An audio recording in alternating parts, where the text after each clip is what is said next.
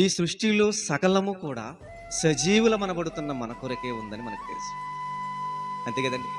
ప్రాణవాయువు దగ్గర నుంచి మనం ప్రారంభిస్తే మనకు ప్రాణం దారపోసే జంతువుల వరకు కూడా ప్రతీదీ మనకి మర్యాద చేసేదే, మనల్ని సత్కారం చేసేదే, మనల్ని గౌరవంగా చూసేదే తప్ప ఎక్కడ మన గౌరవానికి చిన్నది కూడా భంగం కలిగించినవే ఈ సమస్తంలో ఉన్న సర్వ సృష్టి. ఇదిగో నీ అత్యధికమైనటువంటి ప్రేమను దేవుడు సృజించిన ఈ సృష్టి ఎలా హెచ్చించుచున్నదో మనకు తెలిస్తే నిజంగా తమ యొక్క ప్రాణాలు మన కొరకు దారపోసేస్తుంది ఈ సృష్టి అని మనకు తెలుస్తుంది. ఈ సృష్టిలో ప్రతి దానిని మనం కదిలించినా చూడండి, తమ ప్రాణాలు పెడుతున్నాయి మనల్ని బ్రతకడం. మనల్ని బ్రతికించడానికి కొరకు ఎన్నో జీవరాశులు బలైపోతాయి. ఈ ఆకాశాన్ని అంటే అంత ఎత్తుగల ఏ వృక్షాన్ని మనం కదిలించినా, ఏ చెట్టు తన కోసం తను బ్రతకడం లేదు. బాగా ఎత్తు ఎదిగావు కదా, ఇది నీ కొరకు ఏమైనా ఉపయోగకరమా అంటే ఏ చెట్టును మనం ప్రశ్నిస్తే ఆ చెట్టు మనకి చక్కటి సమాధానాన్ని అందిస్తుంది. నేను ఎదిగి ఇంత ఎత్తును, నేను ఆకాశాన్ని అంత ఎత్తు నేను ఎదిగి భూమినంతా నీడగా నేను కనుమరుచుకున్నాను అంటే ఇది నాకు నేను నా సొంత ప్రయోజనాల కొరకు అయితే కాదు, మీ కొరకు దేవుడు నాకు ఇచ్చిన నిబంధనలు నేను మేరకుండా మీకు సేవలు అందించాలి. చెట్టు ద్వారా ఎన్ని ఉపయోగాలు ఉన్నాయో మనకు తెలుసు. ఆ చెట్లు బ్రతికున్నప్పుడు ఫలాలను మనం తీసుకున్నాం, నీడను అనుభవించాం, కట్టెలుగా మనం మార్చుకున్నాము. ఇంకా పెద్ద చెట్లు అయితే మన ఇంటికి దారబంధాలుగా, కిటికీలుగా, పడుకునే మంచాలుగా, కూర్చునే కుర్చీలుగా, ఇదిగో ఇప్పుడు మాటలు వినిపిస్తున్న ఈ బాక్సులుగా ఎన్ని విధాలుగా మనిషికి ఉపయోగపడుతుంది. ఎందుకమ్మా నువ్వు అంటే దేవుడు నన్ను మీకు మర్యాదగా ఉంచాడు, ఆ మర్యాదను నేను మరిచిపోకుండా నేను చెయ్యాలి అని. ప్రతి చెట్టుకు కూడా ప్రాణం ఉందనేటువంటి విషయం మనందరికీ తెలుసు. అధికారిగా నేను నిన్ను నియమిస్తున్నాను, ఎందుకు? మీరు నా కుమారులు. చెట్లు కూడా ఆ తండ్రి మాటను జవదాటనివిగా దేవునికి శిరస వహిస్తూ నరికేసుకుంటారా? నరికేసుకోండి రెండు చేతులు చాచిన వాటి వల్లే ఇదిగో మనుషులు ఎదుట అలా మౌనంగానే ఉంటారు, ఎక్కడ ఇబ్బంది పడవు. ఈ కొమ్మ నరికేస్తున్నారు కదా అని ఈ కొమ్మ వచ్చి కొడతదా? ఏమేనది, మౌనంగా ఉంటుంది. నరుకుతుంటే నరుకుకోమంటది, తెంపుతుంటే తెంపుకో అంటది. అంటే అంత ప్రేమ ఎందుకు వచ్చింది, ఎవరి కోసం వచ్చిందంటే దేవుని వలన వచ్చింది, దేవుని పిల్లలైన మీకు వచ్చింది. ఈ ప్రకృతి చేసే మర్యాదలను మీరు అందుకోండి అని మర్యాదను జరిగిస్తూ ఉంటుంది. ప్రతి చెట్టు మీద మనిషికి అధికారాన్ని దేవుడి ఆత్మ చేశాడు. ఇంకా కొంచెం ముందుకు వెళ్ళి మనం ఆలోచన చేస్తే ఇంకా చూడండి, ఇంకేమంటాడు 30 వచనం. భూమి మీద నుండి జంతువులన్నిటికీ, ఆకాశ పక్షులన్నిటికీ, భూమి మీద పాకు సమస్త జీవులకును, పచ్చని చెట్లన్నిటియును ఆహారమగునని పలికెను. అది ఆ ప్రకారమే ఆయన. ఇంకేం చేశాడు? ఉదయం మా ఇంటికి చేపలు వస్తుంటే ఆ చేప బ్రతికుండగానే తన యొక్క ప్రాణాన్ని వదలటానికి రెక్కలు సెక్కలు అంటే చూసారా, టప్ టప్ టప్ టప్ టప్ అని కొట్టేస్తుంటారు. అదే స్థితిని ఒకసారి మనం కత్తిపేటకు దగ్గరగా మన రెక్కలే ఉన్నాయనుకుని ఆలోచించండి.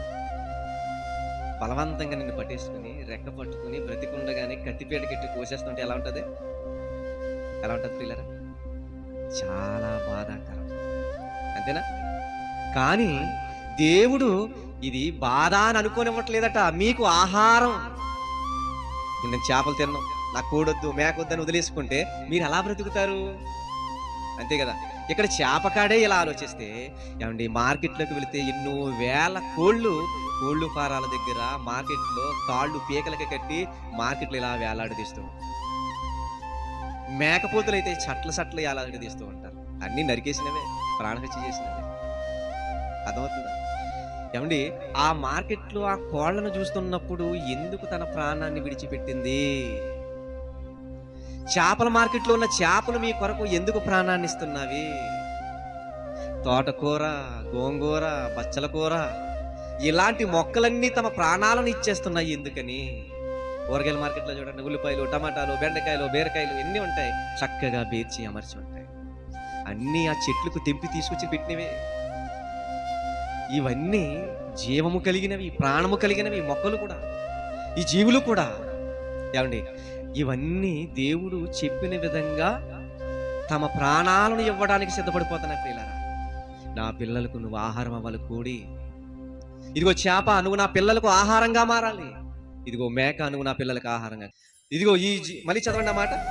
భూమి మీద నుండి జంతువులన్నిటికీ, ఆకాశ పక్షులన్నిటికీ, భూమి మీద ప్రాకు సమస్త జీవులకును, ఇదిగో పచ్చని చెట్లన్నీ ఆహారమగునని పలికెను. ఆహారం అవ్వాలి అని పలికాడట. ఏమండి, కోళ్ళు, తండ్రి నేను బ్రతకాలని బ్రతుకునిస్తున్నావు కదా, నేను చనిపోవాలని పిల్లలు కొరకు, నా జీవితాన్ని ప్రారంభం నుంచి ముగింపు వరకు ఒకసారి చూడు. నేను ఎవరిని ఒక మాట అనలేదు, ఎవరిని తిట్టలేదు, ఎవరిని బాధించలేదు, ఎవరిని అన్యాయంగా నేను చేయలేదు, ఎవరిది దోచుకోలేదు, ఎవరిది ఆక్రమించలేదు. నేను ఎలా అయితే పుట్టానో అలాగే ఎదుగుతున్నాను.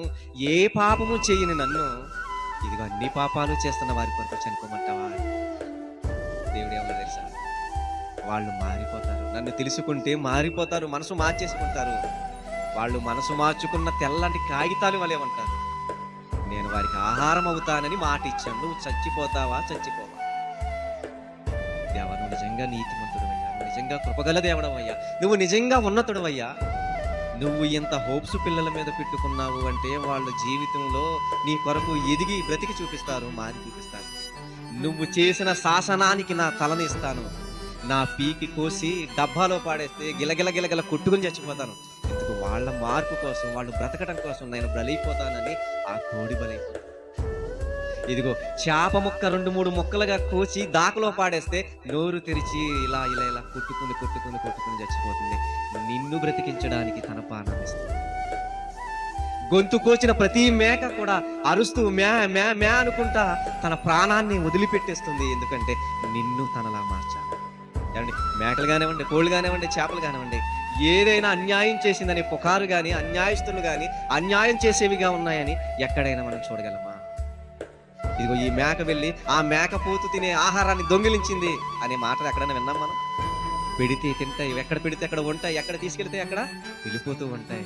విని తిరిగి చూడవు. యజమాని ఎలా నడిపిస్తే అలా నడుస్తుంటే సకలము మన కొరకు బలైపోతుంటే, నిష్పాక్షపాతంగా బ్రతికేవే మన కొరకు ప్రాణాలు ఇస్తుంటే, ఒక్కసారి మనం ఆలోచించుకుంటే 6 అడుగులు కూడా సరిగ్గా ఎత్తుండని మనం 60 కేజీల బరువు ఉంటే ఒకవేళ ప్రేమ దేనికి ఉపయోగకరం?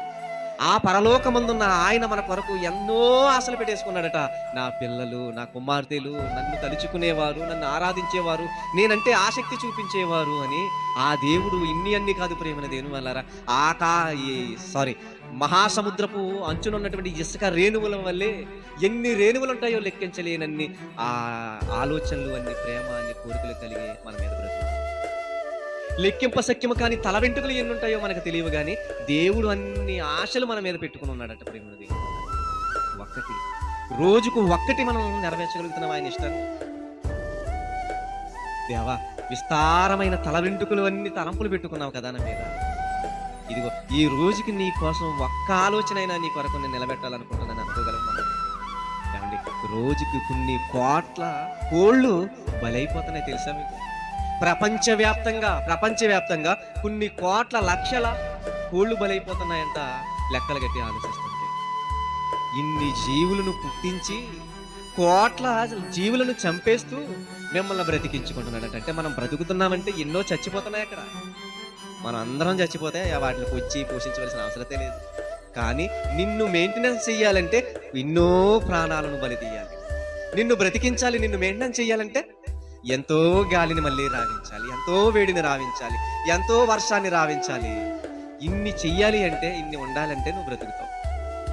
ఇన్ను బ్రతికించడం కొరకు ఎన్నో పుట్టిస్తున్నాడు, ఎన్నో మొలిపిస్తున్నాడు, ఎన్నో ఆశలు కలిగి జీవిస్తున్నా ఆయనకి ఒక్కటి కూడా ఒక్క విషయంలో కూడా మనం ఆయన ఎదుట సరైన వారికి నిలబడాలి. ఏమండి, మన కొరకు ఈ రోజు బలైపోయిన ఒక కోడును చూసారా? అది ఏ పాపం చేయలేదు. కానీ ఎప్పటి నుంచి సాయంత్రం వరకు చాలా పాపాలు చేస్తాం, కంటి ద్వారా, నోటి ద్వారా, చెవి ద్వారా, క్రియల ద్వారా. అయినా దేవుడు దాన్ని వద్దనుకుంటున్నాడు, నిన్నే కావాలని కోరుకుంటున్నాడు. ఏంటంటే ఇది నా ప్రేమ బంధం.